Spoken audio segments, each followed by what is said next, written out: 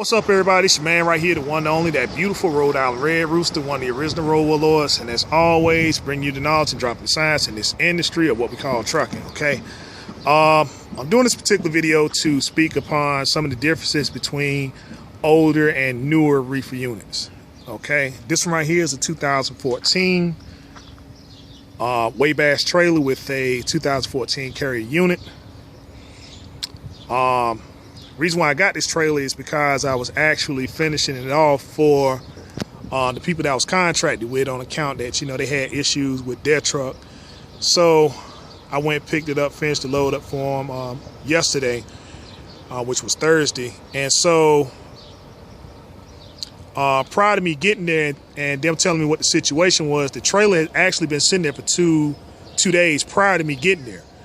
And one of the biggest issues and stuff that I was worried about was how much reefer fuel it was going to have on account, you know, when I got there and stuff. Was it going to be loaded or was it going to be out of fuel and stuff? So once I got there, still had a quarter tank of fuel in it.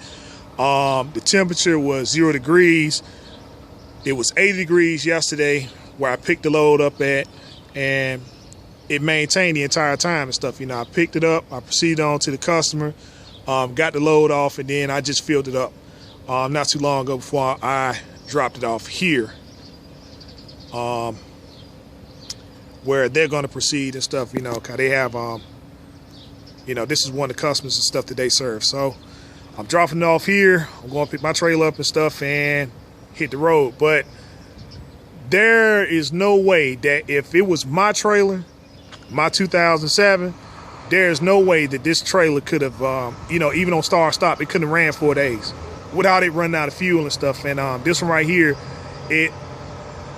I imagine, because they say that they was doing pickups over the weekend prior to the pickup in where I picked this customer, where I picked this load up at from that particular customer there. So I mean, this thing maintained, it did its deal. You know, I'm very impressed with it. I'm very impressed with it, man. I mean, you know, it did what it's supposed to do. It was a very comfortable ride, as you can see. You know, it has the side skirts down there and stuff. It's California compliant. You know, cause some of the questions I get is, you know, what's the difference between an older unit and a newer unit? You know, as far as where do I need to start? You know, what do I need to start as far as getting myself established? I tell anybody is that if you're not established and you're here, there, and everywhere, and you don't know what lanes and stuff you're going to travel, you might as well just go and get your new reefer unit to start out with.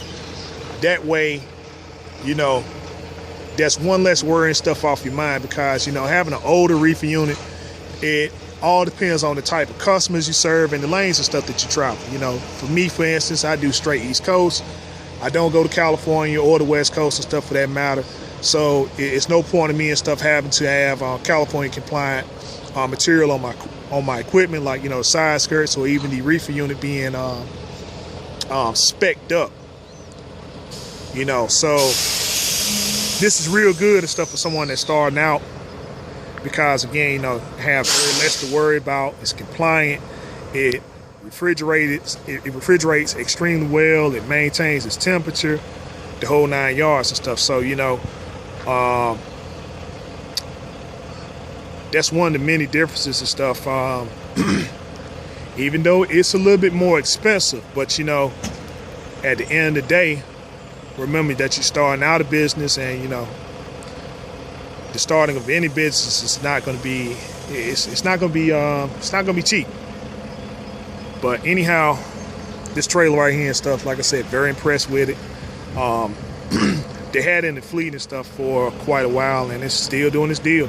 You know, I open it up, you know, it has the puncture-proof walls on it, which means that, you know, it's not all scarred and beat up, you know, from forklifts and pallets and all this sort of thing there. You know, the chutes are a lot higher. They're positioned a lot higher, being that this is a 53102 cube as opposed to the 5396 that I'm currently running right now and stuff. So, you know, major differences. Extremely well maintained trailer. I'm impressed with it, you know.